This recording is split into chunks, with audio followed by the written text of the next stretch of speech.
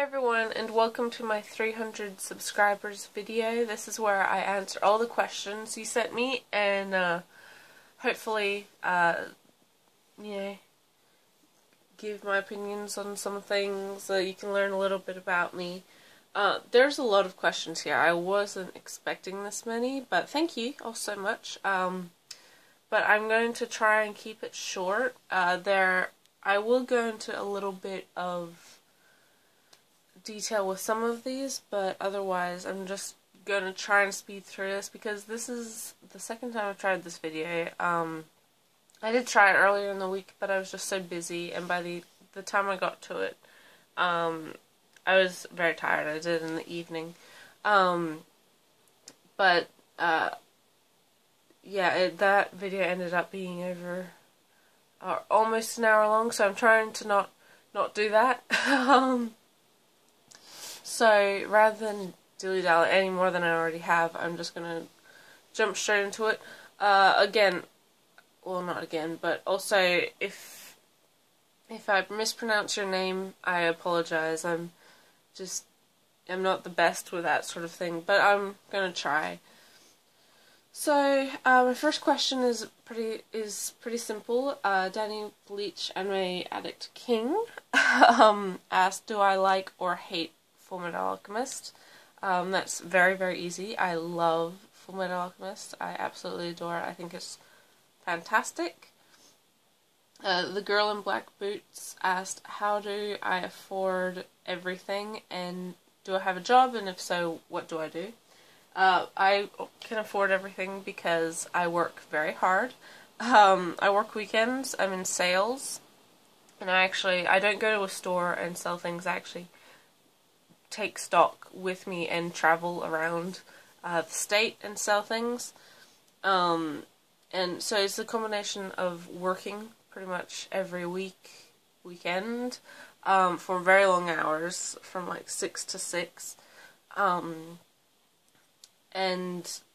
saving quite a bit of my money as well, so I can afford to kind of splurge sometimes. Also, these recent couple months, I've bought a lot more than I generally would, just because I have been doing these videos, but I've also been earning more than I usually would.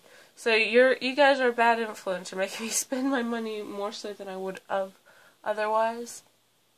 But, that's my choice, so don't worry. Thomas Dewitt, apologies if that's not how your last name is pronounced, asked, "Have I ever lived anywhere other than Australia?" He put in little brackets, or in a subsequent comment, "from a fellow Australian." So I'm obviously taking it that he noticed my accent is not the most Australian in the world. I was born in the United States. My mother's from the US. And I lived there for a very short time, up until I was 2. But that is kind of the formative years when you pick up language skills. So it's that kind of stuck in my pronunciation and how I actually speak, my speaking patterns. But I've lived in Australia almost my entire life, over 20 years now, almost 21. So yeah, it's I do have kind of a mixed accent, but that's because of that. It's not really because I lived in any other country for any substantial period of time. Busha69 asked, "What is my favorite BL manga and why?" My favorite manga would probably have to be 7 Days, just because it is very sweet, realistic. The artwork is good, and you actually really feel for the characters. It's not like a lot of BL that just introduces you to something and dumps you right in the middle of plot and ends up being really convoluted, and all that sort of stuff. It's also easy to recommend to other people because it's not explicit at all. You have maybe 2 kiss scenes in there, which I know a lot of people think is quite a tease, but I don't really have a problem with that. But my favorite manga artist, BL artist, is probably Junko. Just because I really love her style. I think she has a very cute way of drawing her characters. That sounds really weird, but I don't know. There's something. They're very rounded. I like her style. I'm sorry. And Busha also asked, do I collect anything else aside from anime and manga? Yes. My handle here is Compulsive Collector, and that's for good reason. I've always collected things, whether it be novels, minerals and gemstones. I collected stamps when I was younger. I've collected shrine stamps when I was in Japan. I try to collect things that are kind of important to me, that I either really enjoy or find something very unique and interesting about them. But I've always collected things, and so yeah, that's why it was kind of inevitable for me to end up being like this and having so much stuff. But in saying that, my manga and anime collection at the moment is my main focus, and it has been for the last several years. It's what a lot of my time and money has gone to. Jose asks, what are my top 10 manga of all time? I'm just going to list them, not really going to go into too much detail. Some of them should be obvious, and there's some manga recommendation videos about some of them as well.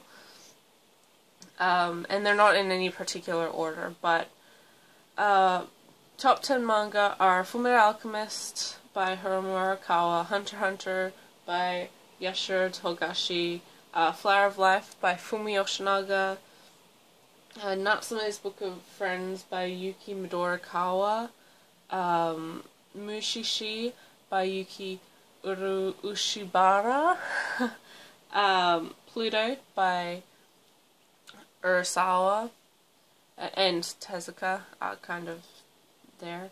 Hikuro no Go by art by Obata, but the story by Yuki Hotta.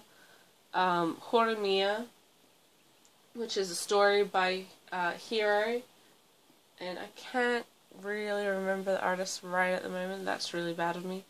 Planetes by Makoto Yukimura, and Space Brothers, which doesn't have any doesn't have a print run or printed release in English, but you can read on the Crunchyroll manga app, which is where I do. It's very, very good, very great manga. So that's my 10, and then Jose, sorry, I'm assuming that's your name, also asked, how and when did I get into anime? I got into anime through friends. It was the end of the 10th grade for me, so that was the end of 2008.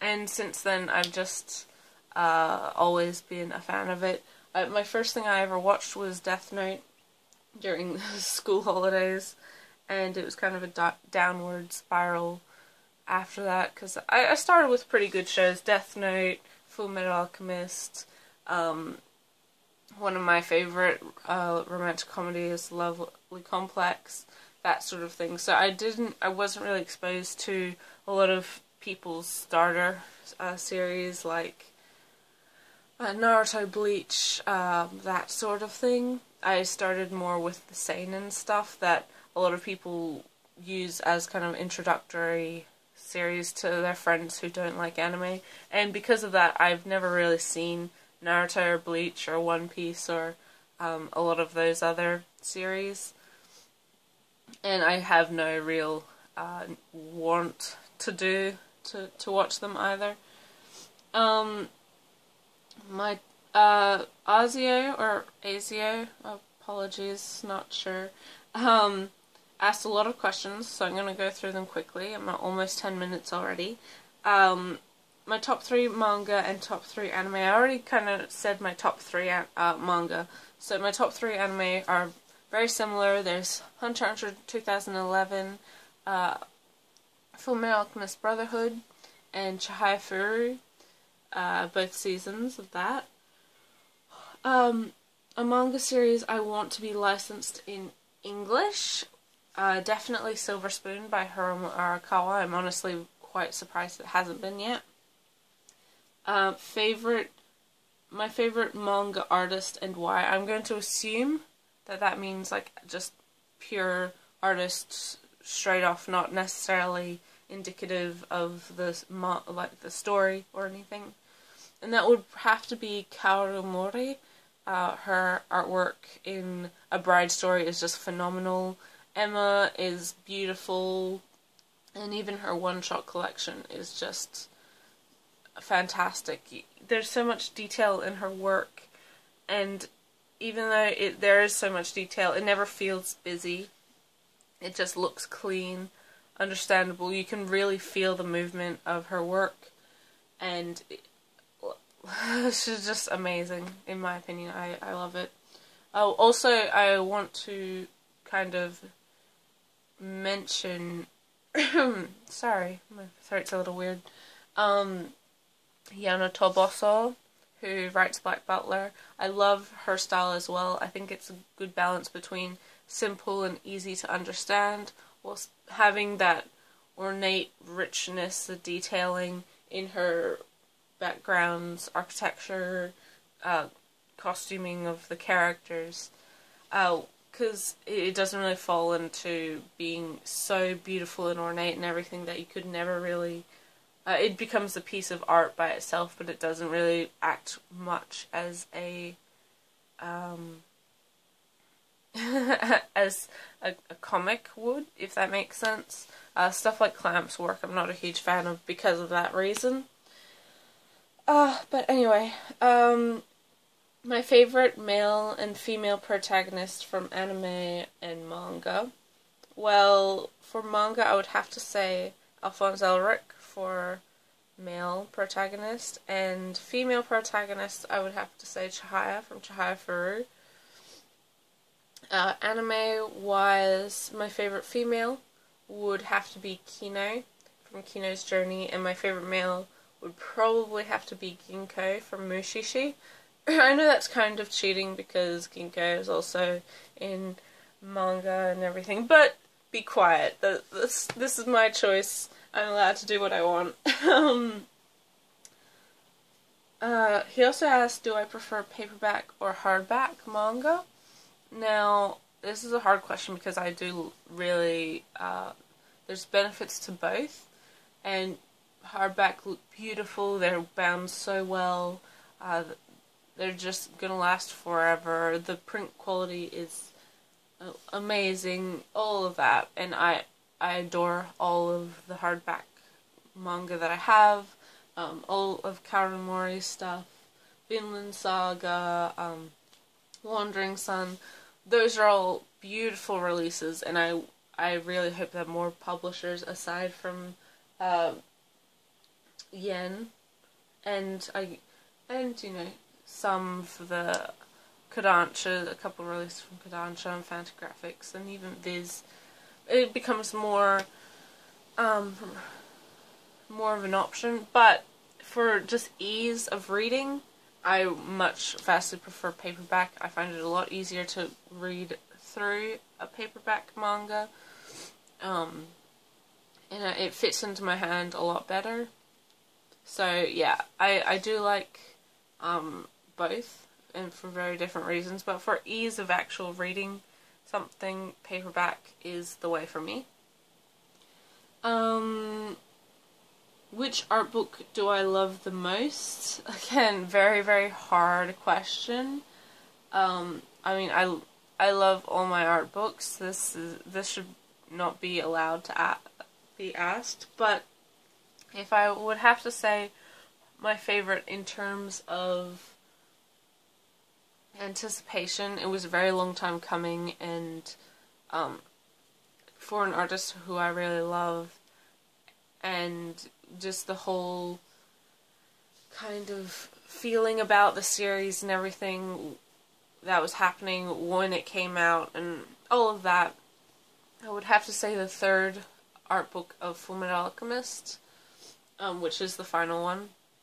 And it came out probably 6 or 7 years after the second one. And it's just more of the same. Her artwork is amazing. The way she composes actual framing and positions characters, and the sense of movement and the bold colors is just, I really love it. I think it's definitely one of my favorites.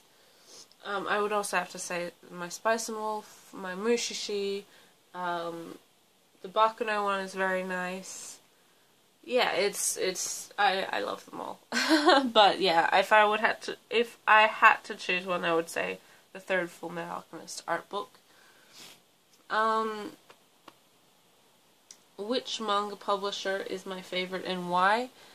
Probably Yen Press, just for the variety of series they publish. Also, they have a fantastic light novel line, and I love light novels, so I try to pick up as many as I can, or at least the ones that I'm interested in. They just have a great variety of things, everything from Black Butler and Higurashi to A Bride Story and Emma and Love at 14. So it's very, very wide net, but there's a lot of things that previously I never would have expected to get licensed. So they've won a lot of points in my book for that. Yeah, so probably Yen Press. I do really like Vertical. I have a lot of Viz releases. There's stuff I like from pretty much all the publishers, so yes, but if I had to choose, Yen Press. Definitely. My opinions on scanlations, I think they're very... I don't like them, I don't use them, especially not now. I think there's certain times when it's okay to use them. If you're a fan of a lot of BL titles that they will never get licensed and released, then yeah, I understand. If you're from a country that doesn't have such a great variety of legal options to read manga or watch anime, places like Eastern Europe, South America, South and Central America, I should say, parts of Asia, it makes sense, I can understand using scan sites because there's no other option for you to get them. There's no legal sites that you can read off of, and actually buying something is just out of your price range. You've been priced out of the market, plus with shipping and import taxes and everything else. I can understand why people, say in the Middle East or in South America, would just read off of scan sites rather than buying releases. And I don't think that cultures of that kind of just reading online is going to go away anytime soon. But I don't think you have any excuse, especially if you're from, first world English-speaking country, America, Canada, the UK, Australia. There's so many different options to read manga legally that there's no excuse.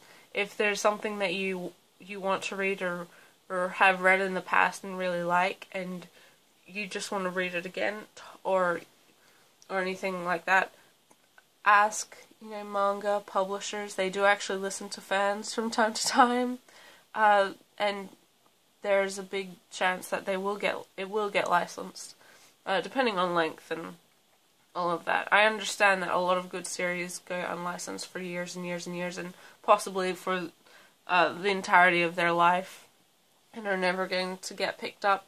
But manga and anime they're not necessities, they're luxury goods. You don't have to read anything or watch anything. It's it's not your God-given right to enjoy Japanese media. And if you really wanted to, you know, then buy the Japanese release, because then at least someone, you know, is getting your money other than scan sites through banner ads. It's not the same.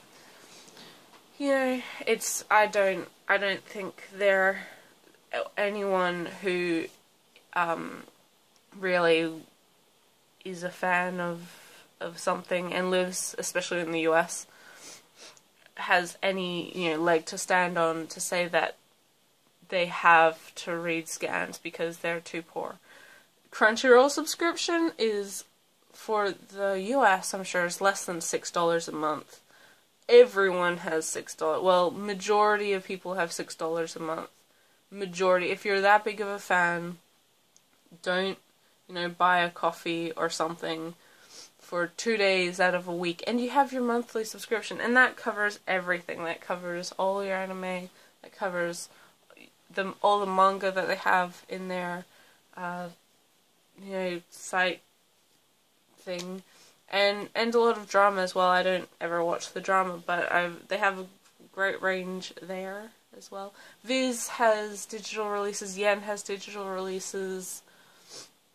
There's a lot of ways to read things legally. It really shouldn't, and you really shouldn't use scan sites. But I also understand if you read scan sites and then buy the Japanese releases, that's a little bit better, but you still can't read those. Like, if you go to reread it, you have to go back on your scan sites, and that just gives them more money. So, you know, it's kind of a catch-22 situation. Well, no, actually, no, it's not a catch-22 situation at all. It's just you justifying something. And I can understand to a certain degree, but I personally never use scan sites. Or I rarely do. Sometimes if there's somebody's recommended BL to me that I haven't, that might actually have an English release, because I'm so picky with it, I might read the first chapter or whatever just to see that there's nothing too creepy and tropey in it, and then I'll buy it, rather than you know, buy it blind and then find out, oh, I hate everything about this, and try to get rid of it. So, yeah, that's really the only reason I would ever use a scan site. Okay. Do I read graphic novels? Not really. Not really at all. I read some webcomics. Fishbones, Miss Fortune High, Plume. What is that? Yeah, and Ava's Demon. Those are kind of the four that I read aside. Well, I mean, Fishbones is on hiatus. I need to actually check if it's off. I'm not really I don't really buy Walking Dead or any of the, you know, superhero comics or anything like that. Just not really my thing. So yeah, sorry. I don't really have anything like that. Well, I do have actually plenty of webcomics in my collection, but they're not really things that I would say that I read like a huge amount of.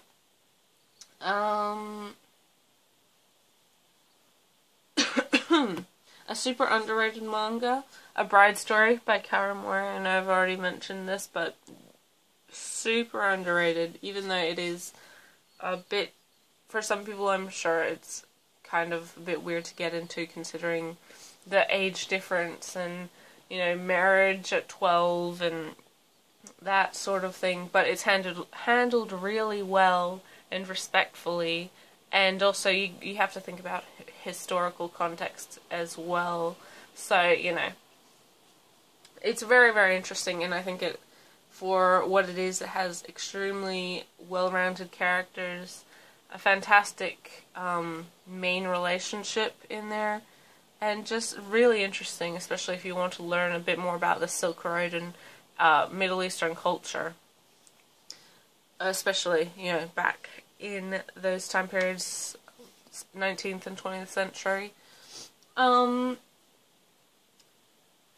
And also Ooku, which is kind of a similar, but is alternate Japanese history in where women are much more populous than men, so they kind of run everything. It's a bit hard to get into because of the type of language they use. It's very Shakespearean-esque, I think, is an easy way to describe it. But once you get reading, you kind of pick it up as you go on. Fantastic series. Very interesting. What do my friends and family think about me collecting all of this? They honestly don't care at all. My sister and I both enjoy this. Some of the stuff in here is hers, Bachman, and that copy of Fullmetal Alchemist. She has her own copy of Death Note in her bedroom. So it's kind of both the kids are into it.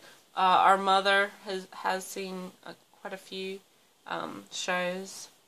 She's seen Fullmetal Alchemist, she's seen Hunter x Hunter recently, she's watching Haikyuu, she's seen Free, she's seen Oron, she's seen a lot of stuff, so it's kind of, yeah, and our dad doesn't really care. I mean, he's like, more mail, you're getting more mail today, but you're keeping the post office in business, which is probably true. Like, I get so much mail because I shop online, but he doesn't care. He knows this is what we're interested in, and, you know, there's worse ways to spend your money than on, you know, books and DVDs and Blu-rays. So, yeah, and my friends a lot of them are also fans of anime and manga. I don't think they have quite as large a collection as I do. One of them does have a similar, like, DVD collection, but not really manga. But they all know it, and know that I collect this stuff, and they don't care. I mean, we're friends for other reasons than this. And I do actually have other things in my life aside from this, although that may seem kind of impossible when I just sit here and talk about this all day, but, or all time I'm on the video, but, yeah, I have absolutely no problems with, friends or family, in regards to this. If anyone really, I don't really care what strangers think either. It's, you know, who are they to judge? I don't know what they do with their money, or, you know, with their time. So, you know, whatever. It's fine. I'm happy, my family is happy, my friends are happy or don't care. It's all fine. And last question from Azio is Batman or Superman. I'm going to have to say Superman, just because he has actual powers compared to Batman, who has a ton of cool, like, gadgets and things, but technically isn't really, you know, doesn't have a power, so to speak. But I don't really know that much about superheroes, and I've never really seen many of the DC movies. I just finished watching the Nolan Batman films, actually. I laughed a lot because, I don't know, Batman was just so angry all the time. I was like, Jesus, man. Jeez. Take a second and breathe, and how about you don't shout, whisper everything. Yeah, so anyway, that's my opinion of, no, it's not, but that was just something interesting and timely. And the question, not the fact that I've only watched the Batman movies now. And then Ashwin Michael asked a couple questions. He asked, do I read Korean manhwa? And that is, in answer to that, technically yes, but not a huge amount. I've read a series called Land of the Silver Rain, which a good friend lent to me, and that was okay. And I do have one manhwa in my collection, which is Bread of the Water God. and I've only read one volume of that. We have 12, and I've only read the one. I don't know, it's a little bit hard for me to get into, just, and I don't think it's the fact that it's Korean, but it's very shoujo style, which I have some trouble, in some styles getting into. So it might just be that. So, yes and no. I don't really go out of my way looking for manhwa, and I haven't really found one yet that really captures my interest. He also asked what the very first manga and anime I purchased was. Very first anime I can tell you right away was Hell Girl, the Thin Pack collection, from a local retailer. It's the US release, and so therefore it was extremely overpriced, but that's what I bought, and that's what was available to me at the time. I didn't really know much about buying things online, anything like that, so that was the first thing I ever bought. I love it, but the poor box is so beat up now. And my very first manga, I believe, was Soul Eater Volume 1. Either that or Blue Exorcist Volume 1. It was one of those series where I'd finished the anime and wanted to read more.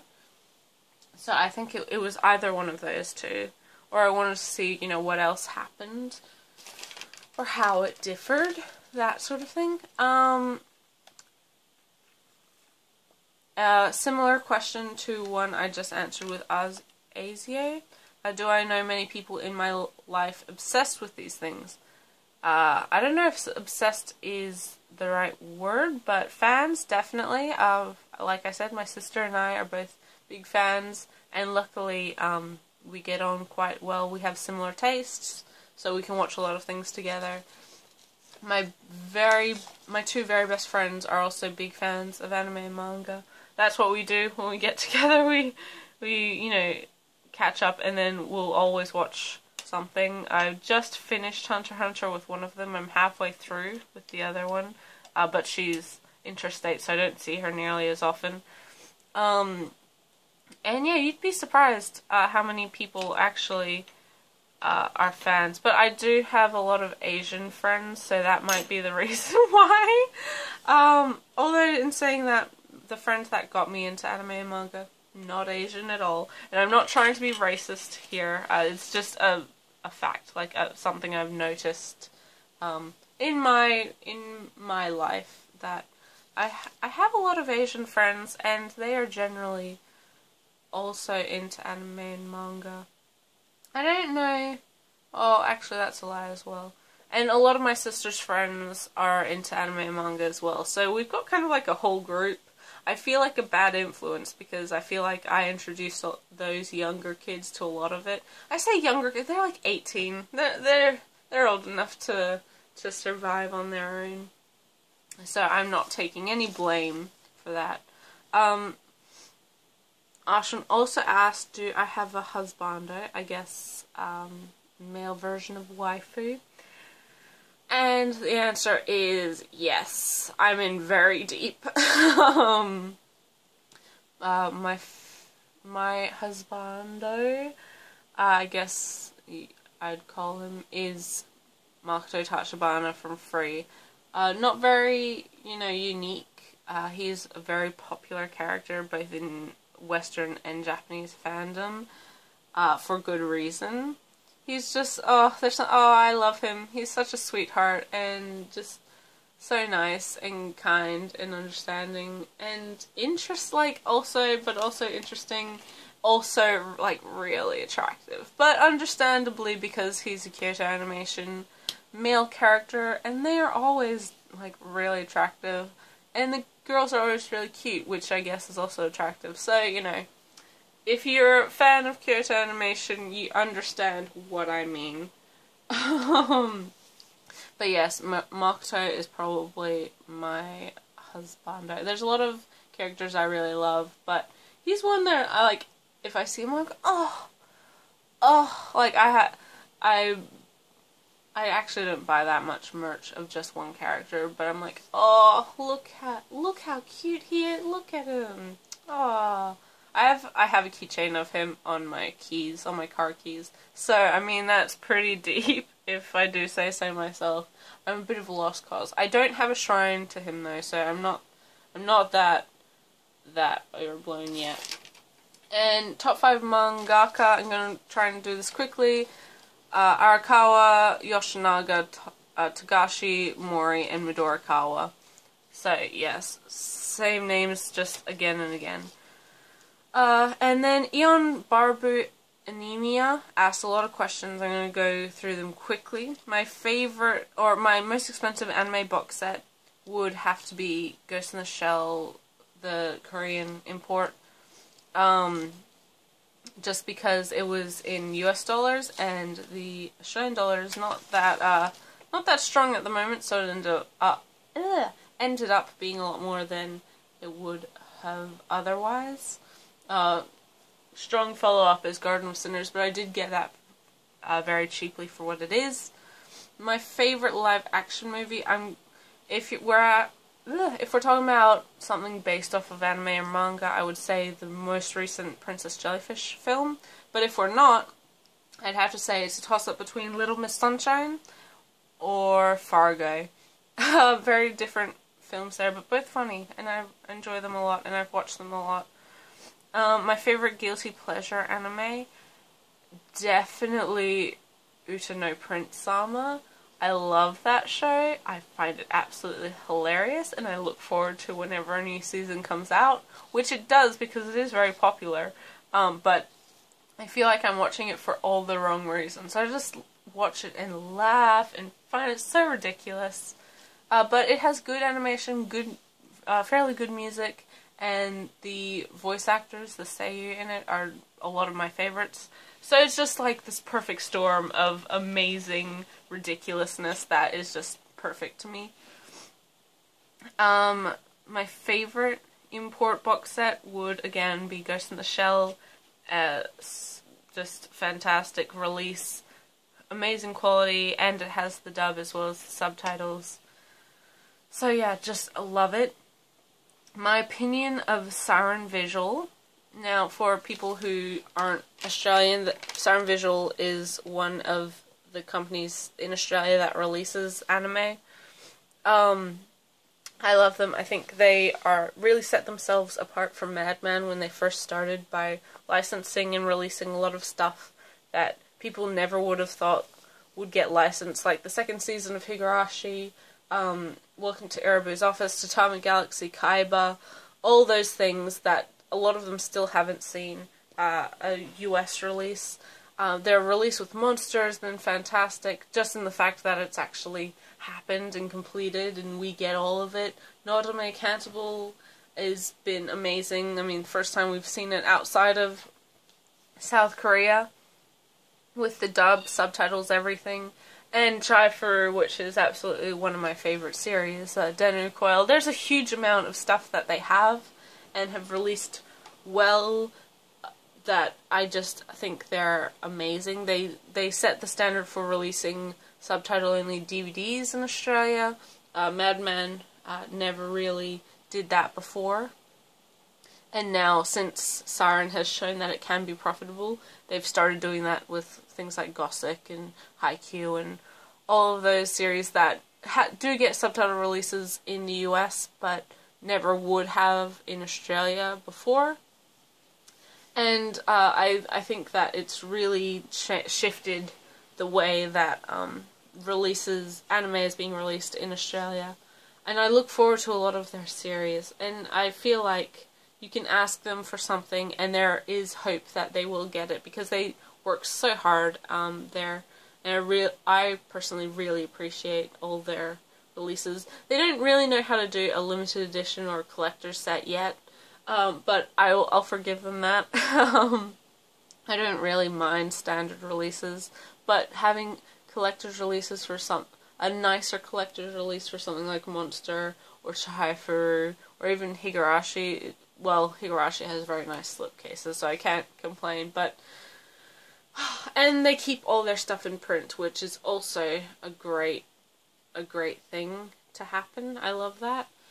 And I hope that with Hanabi releasing Monogatari on Blu-ray, subtitle only, there may be a shift of subtitle only Blu-rays, in Australia, although I do think that is quite a long way off, just because it's not nearly the,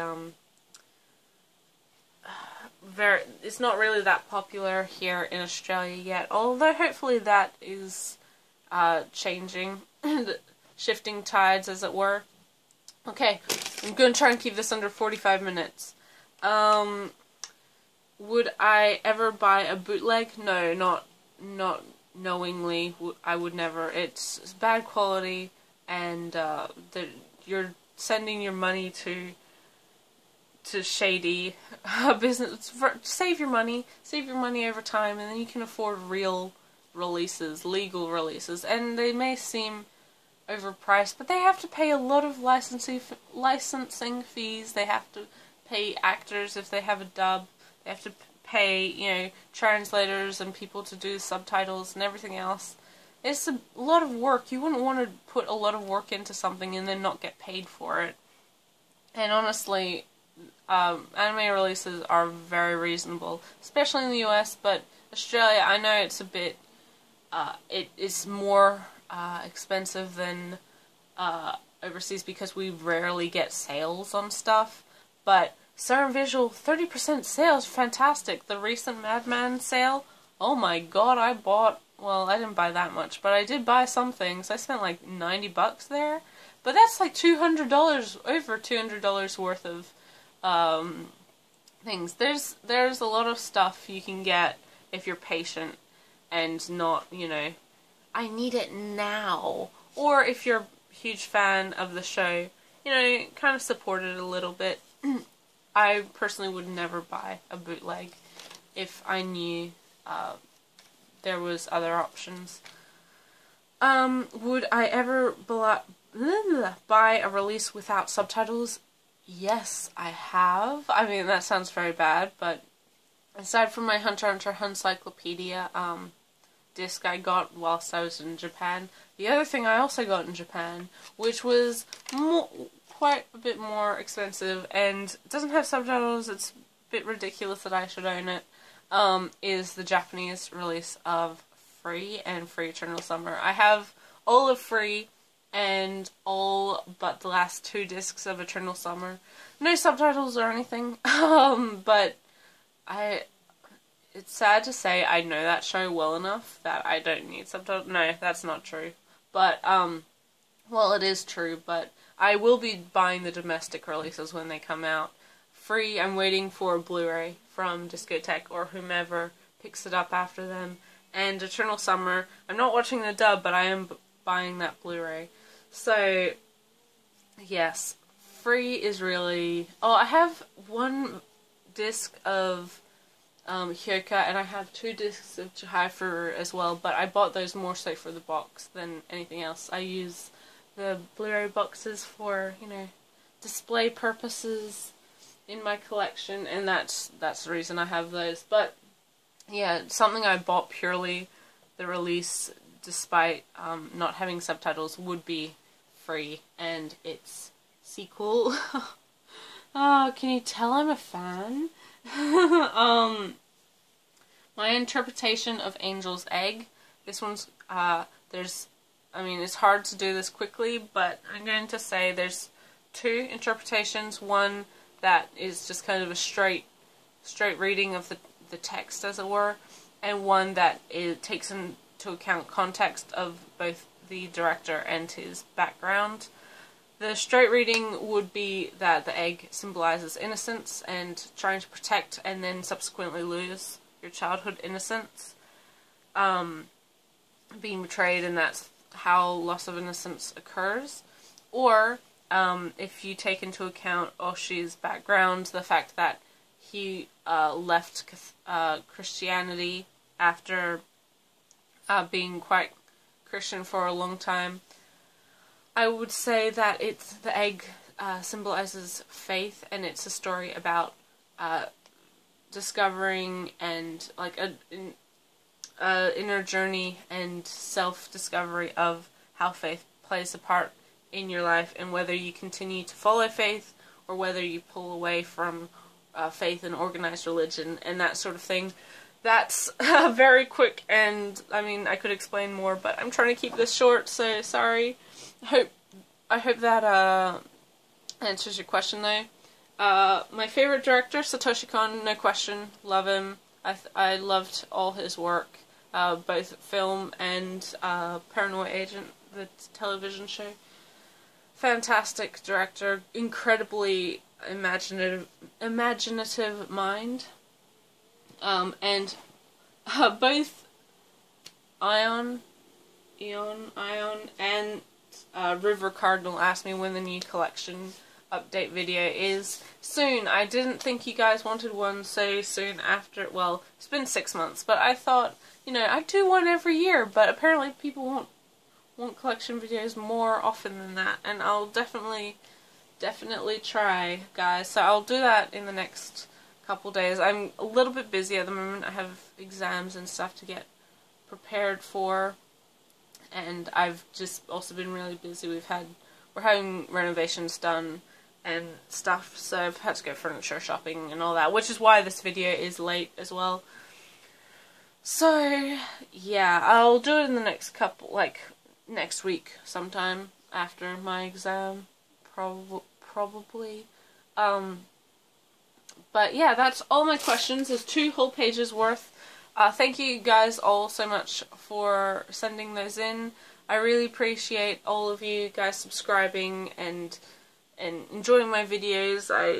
I really never expected it, and it's just been amazing. I have over 300 subscribers. I've only been doing this 6 months, and to me that's huge, absolutely huge. So thank you all for watching. I'll see you in the next video, guys. Hopefully won't be as long, but till then, bye.